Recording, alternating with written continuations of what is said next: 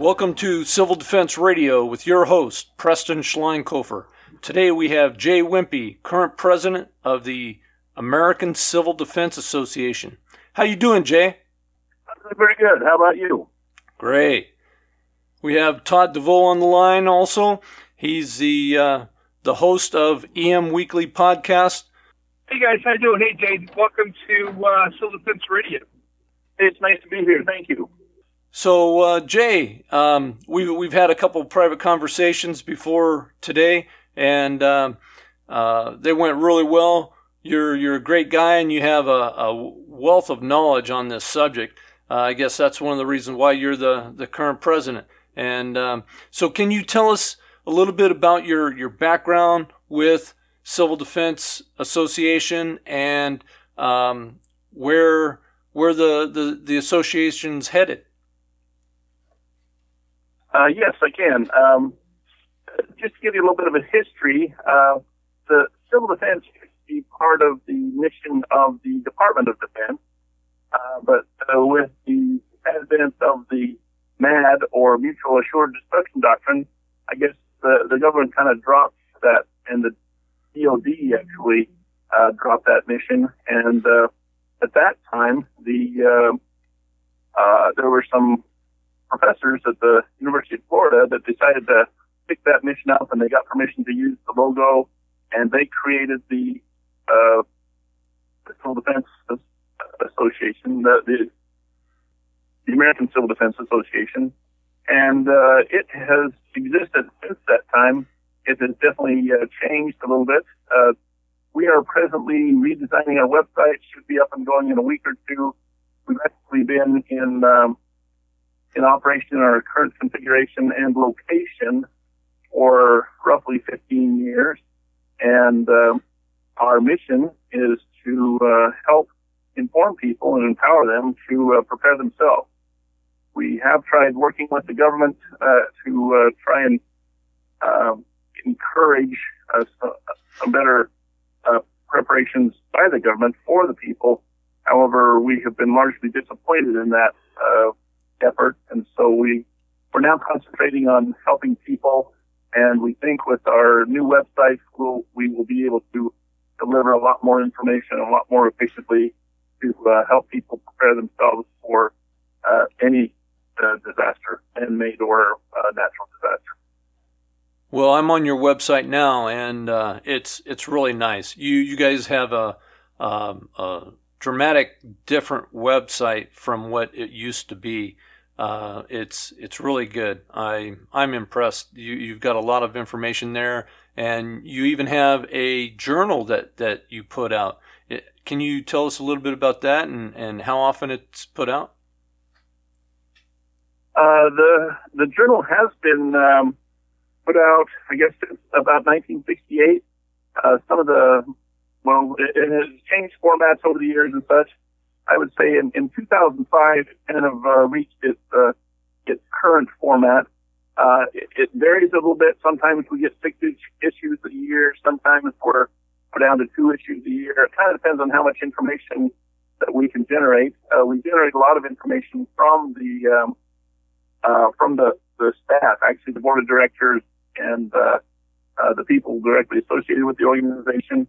We also review outside sources, and if we find some good information, we get permission to reprint that, and we put that in the journal as well. Basically, we are trying to build a body of information that would be helpful for people to help organize themselves, That's or awesome. to help prepare themselves for whatever disaster may come. That's awesome. Jay, I got a quick question for you. How do you see your organization fitting in with the total picture of emergency response and emergency management, and the mission of, let's say, FEMA and or the local disaster response teams? So I'm familiar with a lot of what FEMA is trying to do. I have a lot of information from FEMA. We deal with the Red Cross. We actually coordinate our activities a little bit with the Team Rubicon and the BOAD group, which is volunteer organizations active in disaster. I would say our focus is somewhat unique. We focus on long-term survival on an individual basis, whereas the other organizations and FEMA is focused on disaster response and short-term remedies. Are You Ready handbook from FEMA? They do a pretty good job of outlining the problem, but their basic response is, if you can hang on for a few days, we will come and rescue you. And we feel like that is not the best option for most people. We've learned through recent hurricanes and things of that nature that the government isn't probably prepared, and at least from what I've heard from FEMA, they're now openly admitting that they may not be able to get to you for a good long time in any sizable disaster. And so it's good for people to be much more prepared than they are, and not necessarily depend on the government or others to come and rescue them in the end of a disaster. So we're long-term survival, whereas you should be able to survive and perhaps rebuild society from a situation that is could be quite adverse. Yeah, I have read that report that came out from FEMA, the FEMA Higher Education Program. It's entitled "Building Cultures of Preparedness: Report for the Emergency Management Higher Education Community," dated January 2019. And essentially they say we've failed to build a culture of preparedness. Maybe we should rethink this top-down process and build it from the bottom up. Yeah, well, and that's essentially what we have tried to do. We've tried to coordinate our efforts with the local emergency management people. We've been met with some, not necessarily open arms, I guess, with some, and they're a little bit unsure as to what we keep on doing what we're doing.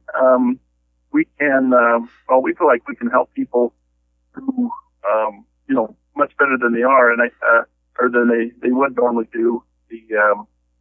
What would you say? We come at it from the philosophy that people are very capable, and is what they need is good, solid, scientifically sound, authoritative information about how to prepare themselves.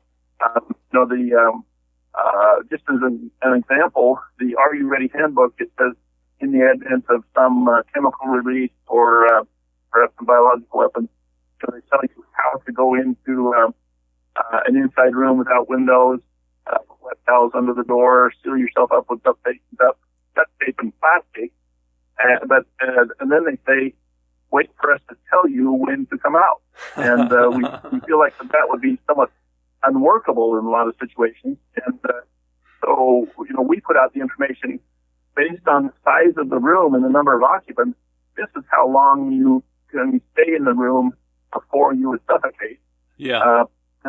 And where people are putting out CO2, and they need to know that they will be able to feel when there's too much CO2 when it gets to about 3% in the air. Breathe heavily, and you'll know when there's a lot of CO2 there. Basically, you don't necessarily die from lack of oxygen, but your lungs get real irritated if there's too much CO2. But we feel like people can actually use that information, and they can decide on their own how long that they can stay in that room if you give them the correct information. Yeah, and that's good information. I've on your former website, I got in there and rooted around in your resources area, and I found a lot of great information that you guys have produced on various topics, and it's really good information. Some of it was a little dated, but it's still very good information. And I'm looking at the resources tab right now. You guys have Survival Store, Radioactive, which I believe is talking about radios. The radioactive section of the journal is talks about radio communications. Past journals, we cover everything from food preservation and food dating. It's interesting to note that there have been some riverboat scenes, I guess, and that there was canned food in there. It was actually in glass bottles with cork, cork stopper that was covered with wax. And albeit, it's bottom of a river, it's nice and cool and dark. But there have been bottled fruits and vegetables that were preserved in that mode for over 100 years, and then when those was brought out, it was analyzed, found to be some of the vitamins had deteriorated. However, the calories and the taste and such were still there. So we think people need to know that, and the dates on the can that we received today are nice to have, I guess, but as long as the can maintains its integrity, the food can will still be good. Consumable. I was just going to say water. Some people advocate that you have to get your water storage every 6 months, and basically, I've done quite a bit of work with water treatment and such. I know that as long as the water is prepared properly, you put it in a container, the water will actually remain consumable as long as the container remains viable and closed. So, we just think that people need the facts. They can make their own decisions after that. But we provide what I consider scientifically sound advice on how to survive long term in the event of whatever emergency may come. And I think we're definitely in line for a few emergencies in our future. You can kind of see them coming like a freight train, but you don't know quite when they're going to get here. But they're definitely on their way. Right.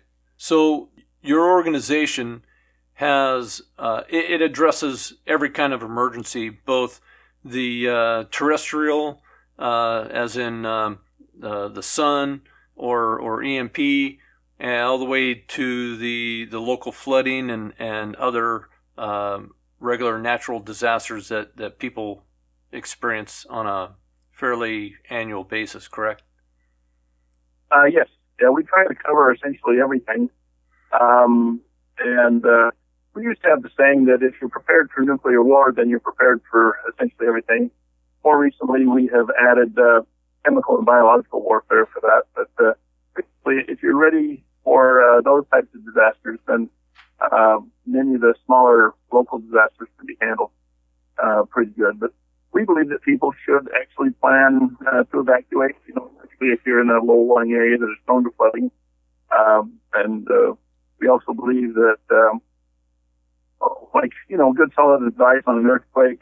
I live here in Utah. We're kind of an earthquake-prone area. We're actually a little bit overdue for our next big one. We should be seeing a 7 to 8 type earthquake probably in the next 50 to 100 years. But they say we're actually about 50 years overdue for that. But, in some areas they talk about the triangle of life for earthquake preparedness. But if you look at the statistics, most people in the United States die from falling furniture and falling freeway overpasses. That's what's caused most of the fatalities for earthquakes. So, we encourage people to put restraints into the wall to support, say, entertainment centers or tall, heavy type furniture, and then to just be prepared, not to run outside or standing in a doorway is a pretty good thing to do. Maybe not necessary, but finding a good solid piece of furniture and just after that's probably one of the best things. Right. Todd, you're familiar with that kind of preparation, aren't you? Oh yeah, 100%. I mean, this is what we teach when we teach our SIP programs and things like that. So yeah, for sure. I think that he's spot on as far as with preparing the home for those earthquakes and this is the time to kind of chit chat a little bit about that. But I know one of the things that people don't do is they kind of play gambling with the insurance, and realistically to recover from that disaster, whether it be earthquake or flood, you have to be properly insured. And I think that's important to tell people as well. Yeah, we would suggest, having insurance, and I have flood and earthquake insurance. I guess it is part of my personality, I know originally you asked a little bit about my personal background in preparedness, and, I've always just looked at situations and thought, a minimal amount of preparation up front can sure help you out a lot. Anything from getting stuck in your car in a winter storm, to, having proper flotation devices and maybe a rope and a few things like that when you're out on a boat. So I just think that it's better to be safe than sorry, and I'm kind of a safe type person, I guess. I remember finding some old civil defense pamphlets with some Civil Air Patrol material that my dad had. He was actually in the Civil Air Patrol for a little while. And I hung on to those pamphlets thinking, they might be useful. And then when I ran into the American Civil Defense Association back in 1989, and I found what we call the Green Book, Preston Kearney's nuclear war survival skills. And I was absolutely thrilled to have that amount of information, good solid technical information about what to do. And I would like to highly recommend that book as well. You can fill that on the website. Very much worth your while. It covers everything from, what kind of store to building an improvised wheat grinder, improvised cold clothing, just about anything you could imagine is in that book. It's a very good starting place. It also takes care of a lot of the myths associated with nuclear war. I think we've been taught by the media and the movies and such that nuclear war is a hopeless event, but in reality, what we know with the bombs that were used on Japan and the open air here in Nevada, that people can actually survive nuclear events if they're not close to the musical impact, and protect yourself from the radiation, and life can and will go on if you're prepared for it. Yeah, I agree. I spent 12 years in the Army National Guard as a nuclear, biological, chemical NCO of a NBC defense company. We had a platoon of reconnaissance, 4 platoons of decontamination, and 1 platoon of tactical smoke, and that was our mission to provide the NBC response to the division that we were assigned to, and that was there was a lot of interesting facts came out, and trying to correlate the things that I knew working in the field and the things that were coming out in movies and stuff. It's like being a cop. You see, we're in the Army, you see guys on TV handling a weapon that is one, taboo because they have their finger on the trigger all the time, and they laze people with the muzzle, and I mean all kinds of goof ups that happen.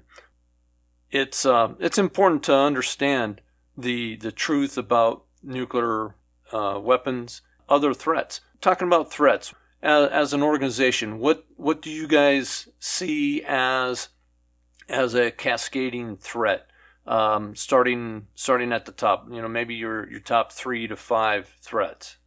Well, I guess you could say the fact that our government is spending an extra $1 trillion a year that they don't have, and no one seems to be concerned about it, and they don't seem to be changing their trajectory there. And I believe that we will suffer an economic collapse in the relatively near future. I look at, say, food production in the United States. I know that basically we're kind of at a balance right now.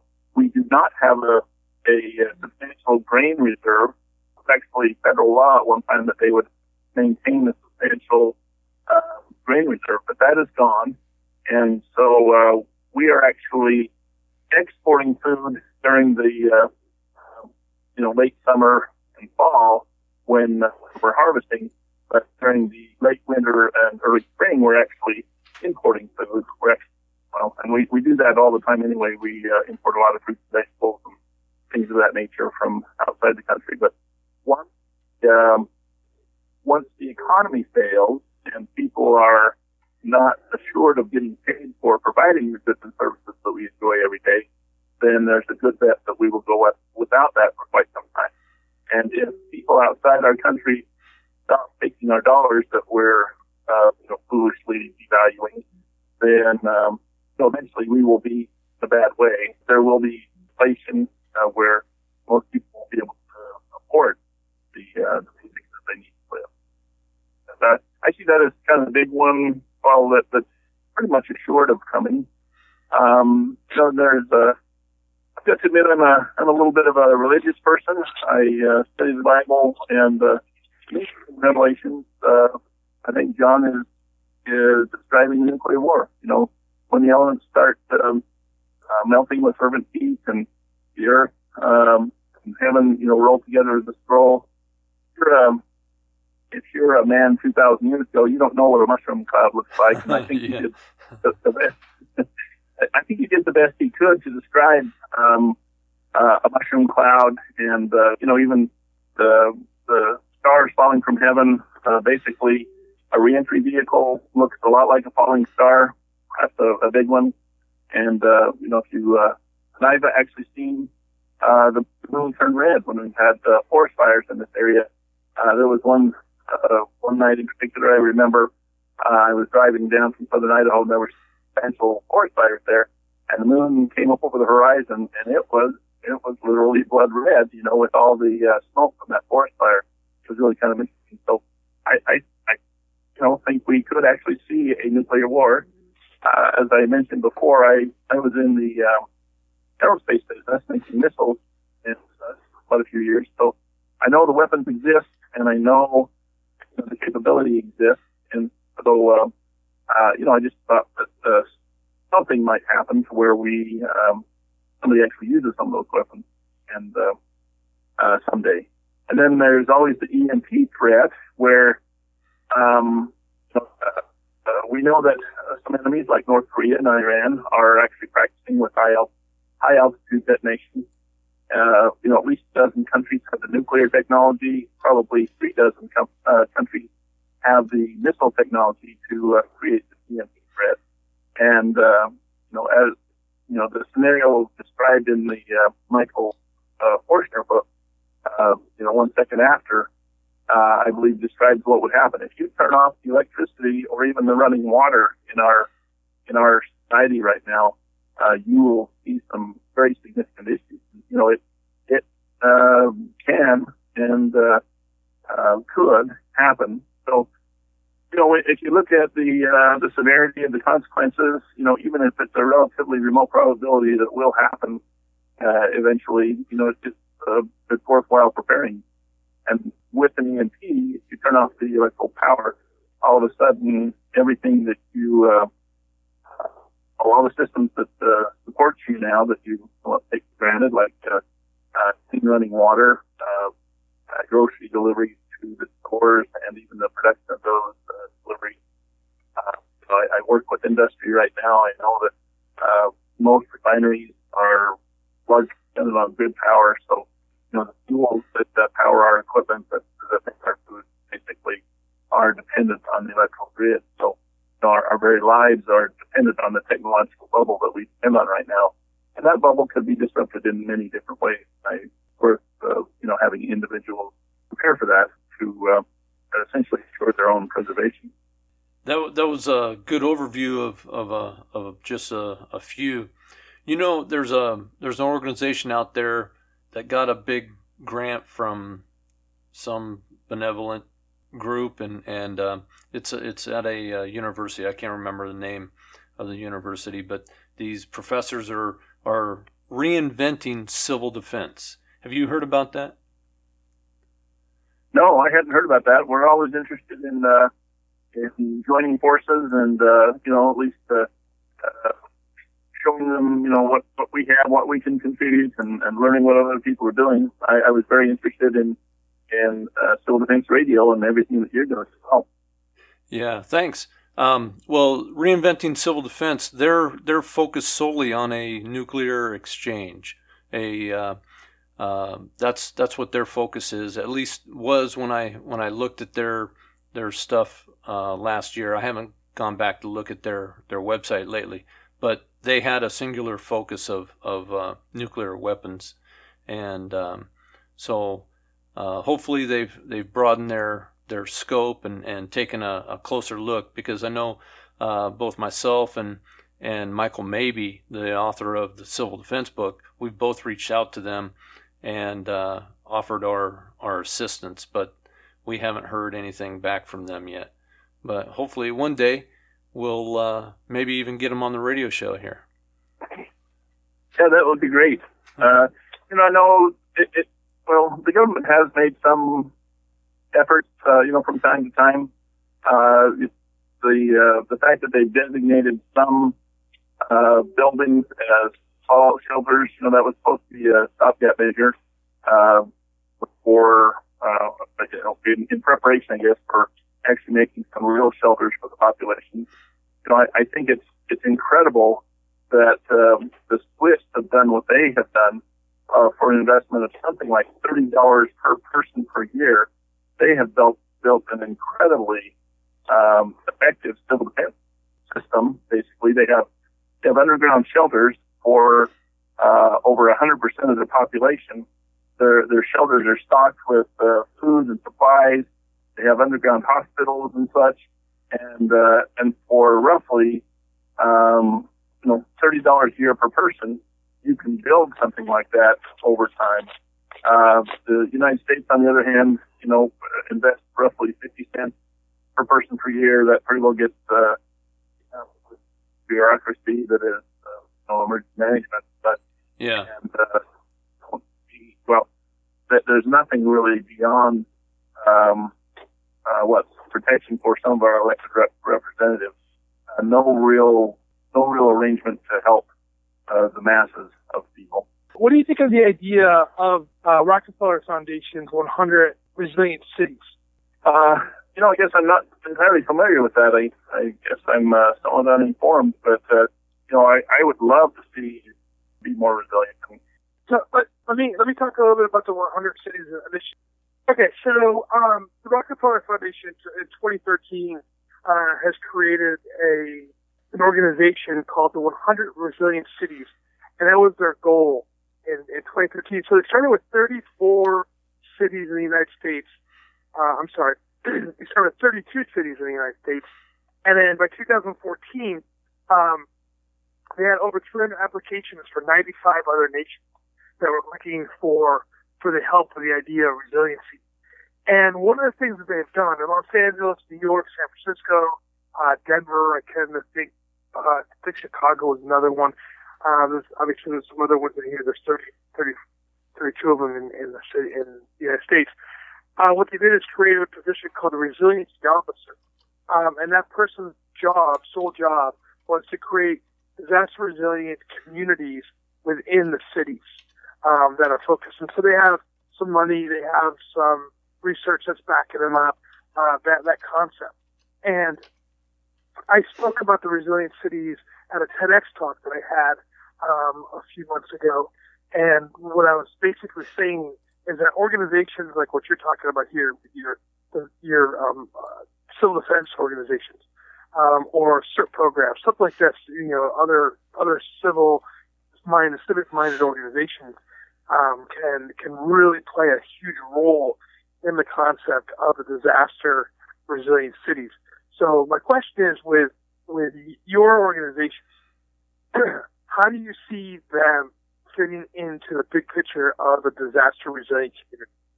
I guess with my organization, we've always focused on advanced preparedness. We're not so much into the initial response, but I think, in looking at the issue, there's just no way for, say, the government with their few first responders, the firemen and police, they can't really make a dent where they're like a couple of tenths of a % of the population. The only really way to do it is to inform the population and to help them and encourage them to get prepared. So I guess that's always what we have tried to do. It would be great if we had more of a political will to do that. I am thinking of there was a person that was a member of our board for a little while named Kurt Paradise.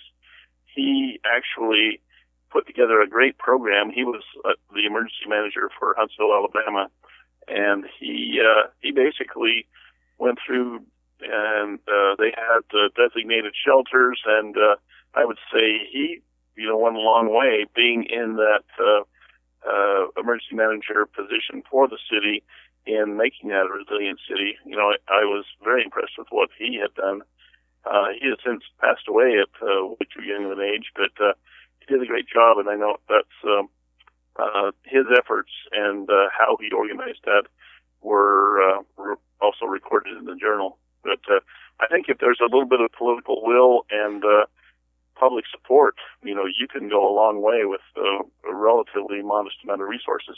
It just takes the right plan, the right vision, I guess. I agree 100%. Yeah, leadership is important at all levels. That's one of the things that I'm promoting when I promote civil defense in the communities. I believe that preparedness starts in the home. It's the family, or it's your home, it's your neighborhood, it's your community. That's how it needs to be built. There's a graphic from the 50s that I have on the website, and on Civil Defense Virginia website actually, and it portrays that beautifully, how it goes from the individual actually to the family, to the neighborhood, to the community, and it's a building process.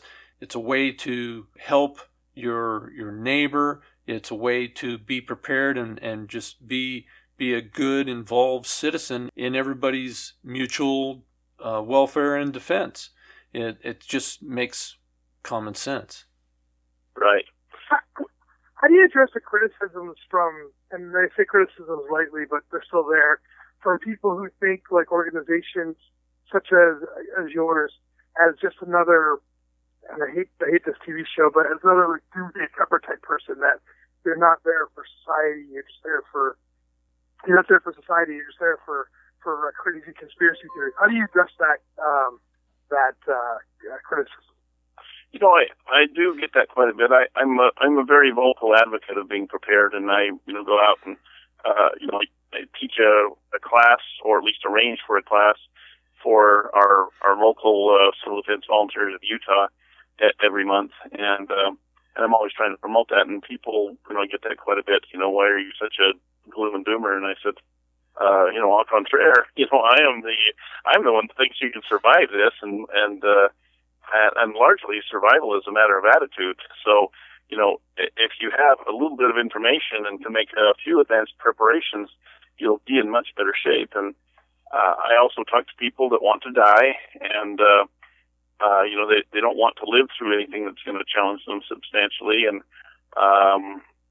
that's really unfortunate. And then I've talked to a surprising number of people that say that their plan is to take advantage of other people when things get rough. I talked to one guy straight-faced, as serious as ever. He just says, I'm former military, I have weapons, I know people that have food, and I plan on going and taking that food. And I was aghast. I said, you wouldn't spend a few $100s on food storage to keep from becoming a murderer, or at least a robber in a disaster situation. And, he didn't have much of an answer for me, but it is unfortunate. But, we're the ones that are actually have a good attitude. And I would say most people have a little bit of a fear in the back of their mind and a little pit in their stomach, especially when you start talking about these things, because they are unprepared and they don't know what to do. And, that can change substantially once you do have a little bit of information. And so that's what we try to do, is give people information and encouragement. And a lot of times I give people a large dose of motivation, and I try to just describe how bad things could get, try to use their own children and the people that say they don't want to survive. that's usually my first retort is, okay, what are you going to do about your kids? You can't leave them without any protection or anyone to take care of them. So, it's best to just take this a little bit seriously, make a few preparations, and at least in the area where I am, it's easy. I live in Utah, where at least the predominant, Church of Jesus Christ of Latter-day Saints or Mormon Church recommends that people have a year's supply of food.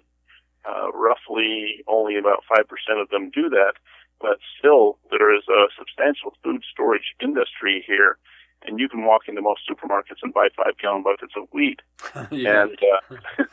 and all ready to go. And there's several companies that can provide other types of freeze-dried foods and things of that nature. So basically, we're all set up, and it's just a matter of spending a few $100s per person to get that year's supply of food in this area. So, it leaves a lot of people without excuse. And I actually I have responsibilities with what we call a stake, which is a group of 6 to 10 congregations, and I'm actually the liaison for those congregations with the city as part of the CERT program. So, and so I'm involved in the CERT, and we're trying to build the block captain program and things of that nature in order to basically looking on people in the event of a disaster. And we plan on sticking together, and I'm sure that we would be able to largely maintain order in a disaster situation, which wouldn't be the case in all situations. And I know my neighbors. I know several hundred of my neighbors that live up to a couple of miles away. So that's we have a substantial social fabric here, and I think we'll be able to do that. But there are people who call me a gloom and doomer, and I'm usually able to convince them that I'm the prudent one, and I'm not. Well, I'm just getting ready in case something happens. I'm not certainly not hoping for it, but I'm realistically expecting it to happen sometime. That's so true, and it's funny you say that about the Mormon stakes. Doesn't have to be Utah, because they have them all over the place, and not too far away from where I live, there's a cannery. You can go in there and can your own food, or you can buy pre-canned stuff over there. So it's for those of you that are preparedness minded, you can reach out to your LDS church and see where their cannery is. Some of them you have to be a member or have a sponsor, but some of them you can just go into, like the one that we go to in Fountain Valley, and you can do it on your own. You don't have to worry about being a member. So that's always that's a really. As a general policy of the church, I don't think that you do have to be a member, and you can actually order the food storage online. You can go to lds.org and order the food storage online. It's all high quality, and I've been very pleased with the quality. The price is good, and so that's usually the place that I recommend that people start, is just going to the self-reliance part of the LDS.org website, and you can just order your food, and it shows up at your doorstep. So that's a really good way to go. And before we go too far, I did want to mention, for anyone interested in looking at the Journal of Civil Defense and getting that information, we do not copyright our material, so you can download and copy and distribute at will, but you just go to TACDA.org. It's just the acronym for the American Civil Defense Association.org, and you can get all this information. And we've done our best to gather up everything, all the information that someone would need for long-term survival on their own, in case they don't have a large support system in that area. And indeed, the LDS Church is basically a worldwide church. They have missionaries everywhere, so you can see that you can always find a missionary guide, and they can tell you where you can go get some food before the disaster. I'm on the resources tab here under TACDA Academy, and you have a lot of subjects here. You have psychology of civil defense, nuclear weapons effects, all hazard sheltering, chemical biological warfare, EMP, electromagnetic pulse and power failure, radiation, natural disasters, food storage, water purification, sanitation, which is what a lot of people forget about until it's too late, cold weather survival, evacuation in 72-hour kits, communications, alternative energy and fuel, medical preparedness, triage and first response, and post-event survival. You got a lot of great information in there. I've read through a lot of this, and I've made up a little book of the stuff that I've printed off so far. But I also have printed off some of your past journals, the from 2009, 2010, and in particular, the 2010 talks about a coronal mass ejection, and I read that cover to cover yesterday while sitting on our deck. We just happened to have some nice sunshine for a change, and it was pleasant enough to sit outside instead of being freezing cold. And I read it while I was smoking a cigar and just enjoying the sun. So there was a lot of great information in there, and I plan on sharing that far and wide. That's great. That's what it's there for. Is we're just sharing it, offering it to the world to use at will. But I would say it's the greatest collection of survival information that I could conceive of. Basically, we have tried to cover everything, and we've had roughly two decades to do it.